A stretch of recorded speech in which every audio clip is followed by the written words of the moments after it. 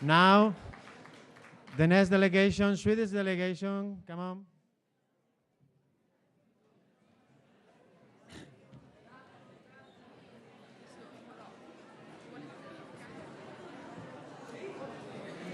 Isak. Hello, my name is Jesper Nilsson. My name is Jenny Munter. My name is Edith. My name is Johanna. And my name is Fanny.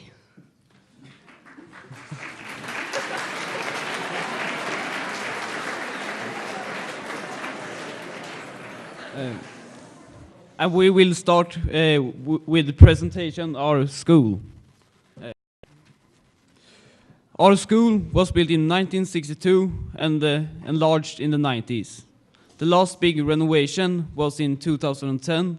Then we built our pupils room and changed some windows for more environmentally friendly windows. In our school, our students can choose between special interests like riding, football, design, music, science, and general athletics.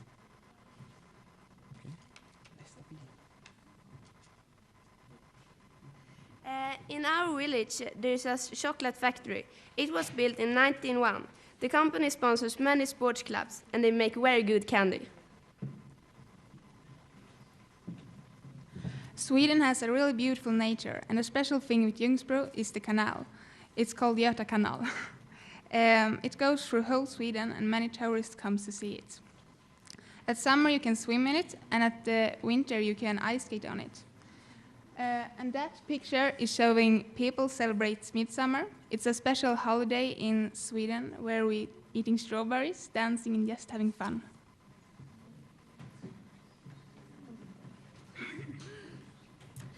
We have no school uniforms and no shoes indoors.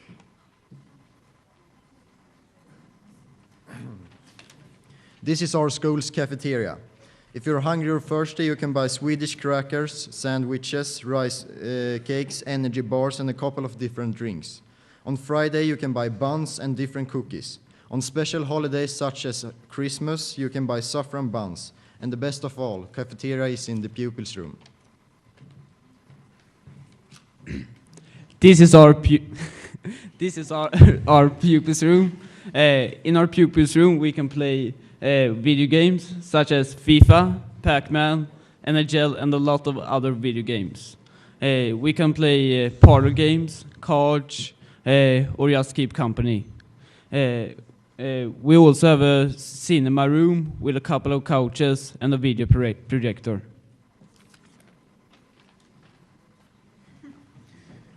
This is our school's library. It is situated in the center of the school in a room that is connected to the pupils' room.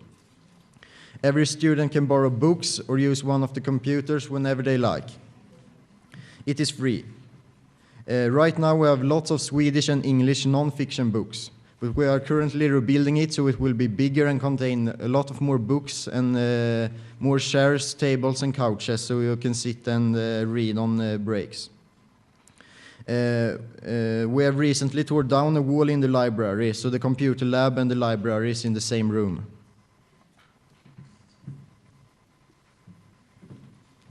This is our headmaster, Mattias Dahlgren.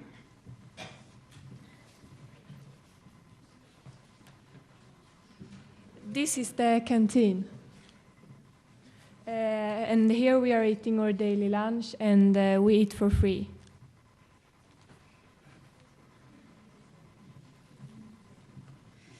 In home economics, we learn how to wash our clothes and dish in an energy-saving way.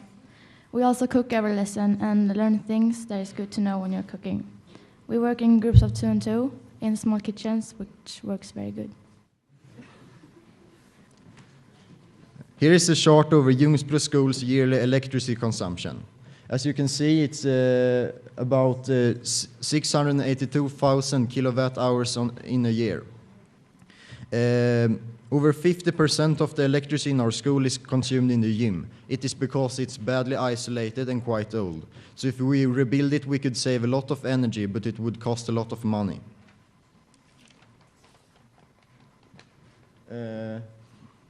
This is a standard classroom in our school. Every class has each. They are usually painted in white, and every classroom has an old TV, a projector, an overhead, and a sink where you can drink water or wash your hands. We have low energy lamps to save energy. The lamps have motion sensors, so if you move in the room, the lights will go on automatically, and if the classroom has been empty for 5 minutes, the lamps will turn themselves off. But you can turn them off by a manual switch as well. All electrical appliances are turned off by switch after school.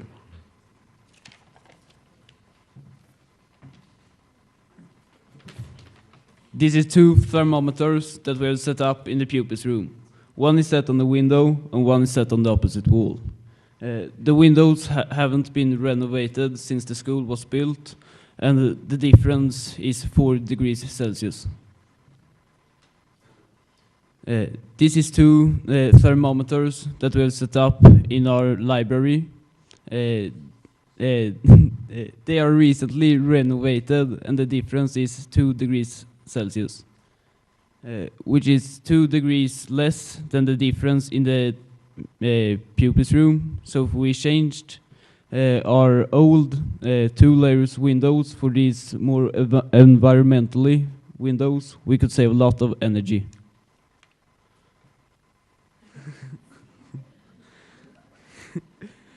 In our school, we have radiators that looks like this. They are heated by district heating. It is often uncomfortable temperature in our school. We don't have any air condition, so it can be really hot in summer. And we have barely isolated walls, so it can be quite cold in winter. We can't regulate the temperature ourselves. We have to make a phone call to the company and ask them to change the temperature up or down.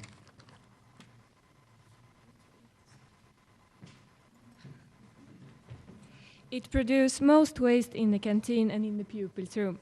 In the pupils' room, it is waste from things you can buy in the cafeteria, for example, boxes. In the canteen, it is leftovers. Fluorescent lamps are the only hazardous waste. The caretaker collects it. The teacher recycles paper. In the pupils' room, they recycle plastic bottles, and in the canteen, they recycle cartons. But right now, we students can't help so much. We can just recycle our plastic bottles. But we are working with the fact that students should be able to recycle more. We throw the waste in big containers that trucks come and pick up and drive to a big factory in Linköping where it is burned.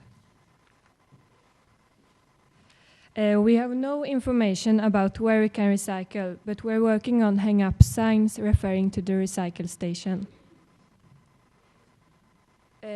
We use paper which can be recycled, books which can be used for many years, and in the canteen we eat on porcelain plates and drinking glasses which are made of glass that can be washed instead of paper plates which are thrown. We use many ink cartridges, which is collected by the caretaker and then they get recycled.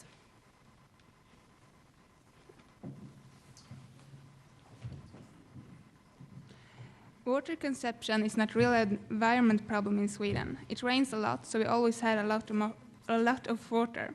But we do save water anyway, because the cost enough energy. In a year, the school uses about 2,000 cubic meters of water.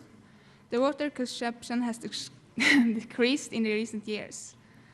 The part of the school that uses the most water is the kitchen. Our water support is also to a kindergarten in our closeness. The school has got 2 washing machines. One is the home economics class for teaching and washing of dirty aprons.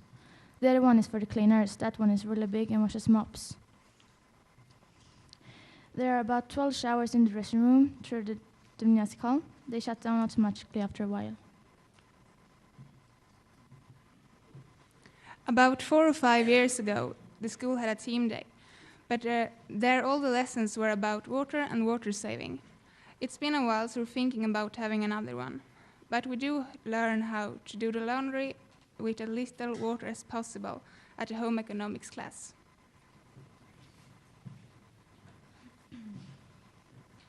We have a big playground that is mostly paved. There are some green zones with trees and bushes, but we don't need to water it because we have so much rainfall in Sweden. And we also have a big football field.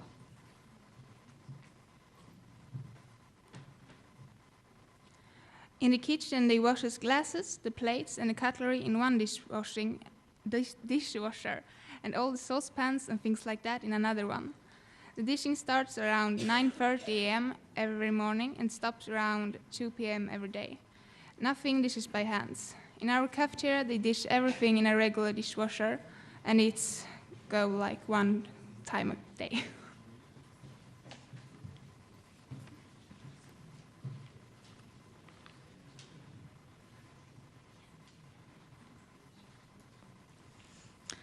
This is a survey the 7th graders have done about which sound is the most disturbing.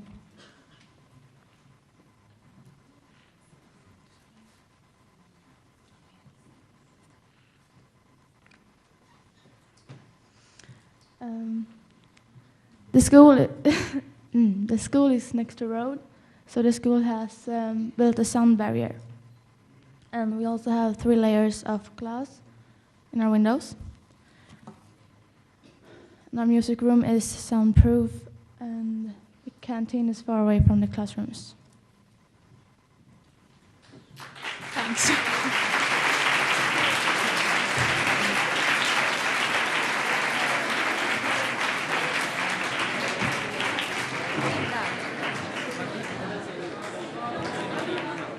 Well, thank you very much, Swedish delegation, and congratulations for exposition.